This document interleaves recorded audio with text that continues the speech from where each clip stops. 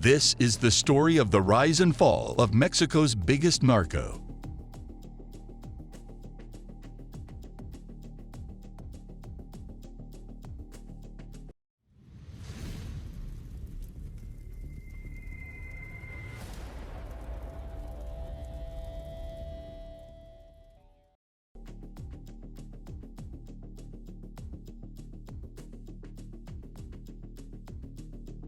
Joaquin Guzman, also known as El Chapo, was a notorious drug lord and former leader of the Sinaloa cartel, which was an international crime syndicate that engaged in various illegal activities, including drug trafficking, murder, fraud, torture, illegal gambling, terrorism, and prostitution.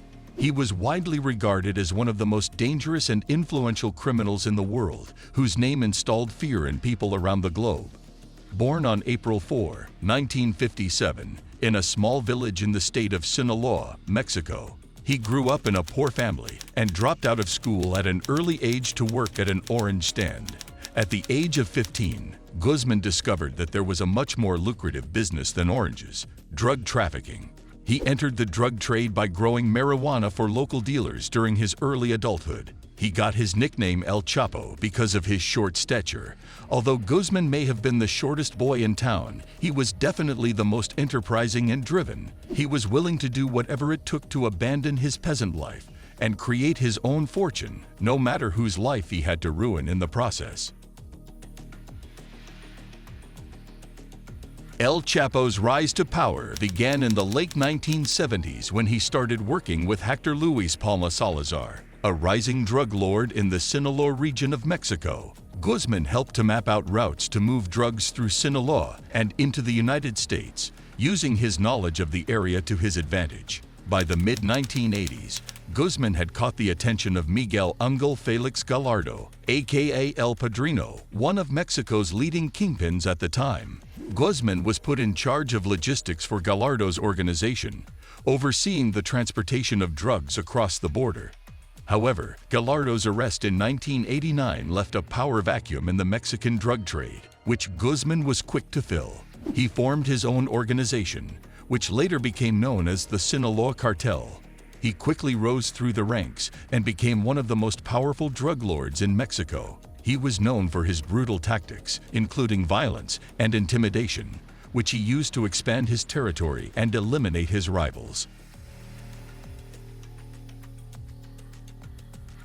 El Chapo's operations were extensive and sophisticated. He was responsible for importing and distributing huge quantities of drugs, including cocaine, methamphetamine, and heroin, into the United States and other countries. He used a variety of methods to transport the drugs, including tunnels, submarines, and airplanes. His organization was also involved in money laundering, extortion, and kidnapping. Guzman became known for his innovative tactics in drug trafficking, including pioneering the use of distribution cells and long-range tunnels near borders. These methods allowed him to export more drugs to the United States than any other trafficker in history. His leadership of the Sinaloa cartel brought immense wealth and power, with Forbes ranking him as one of the most powerful people in the world between 2009 and 2013. His net worth was estimated at $1 billion, and some accounts put the annual revenue of his cartel at $3 billion. El Chapo's notoriety grew over the years as he became known for his violent acts and brazen escapes. In 2001, he famously escaped from a maximum security prison by hiding in a laundry cart. He was on the run for 13 years before being recaptured in 2014. However, he escaped again in 2015 through a tunnel that had been dug into his cell. The tunnel was equipped with lighting and ventilation and was over a mile long. Guzman's ability to escape from prison not once, but twice, solidified his reputation as a master criminal. It also highlighted the corruption and inadequacies within the Mexican government and law enforcement agencies. His escapes made him a hero to many in Mexico and a symbol of defiance against a government they perceived as corrupt and oppressive. After his second escape, El Chapo remained on the run for several months before being recaptured in January 2016.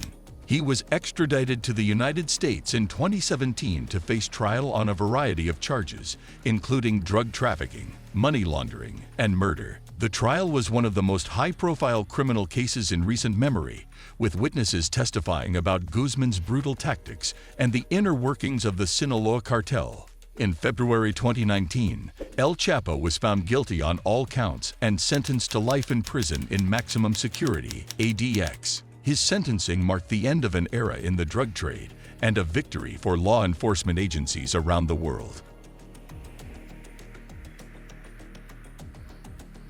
El Chapo's legacy and impact on Mexican society cannot be overstated. He became a symbol of the drug trade and the violence and corruption that comes with it. His cartel was responsible for thousands of deaths, and his ruthless tactics left a lasting impact on the people of Mexico. However, his capture and trial also showed that law enforcement agencies can be successful in bringing drug lords to justice.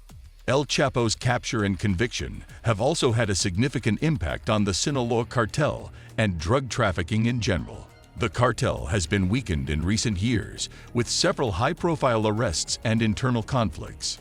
However, drug trafficking continues to be a major issue in Mexico and other countries, and the fight against it is far from over.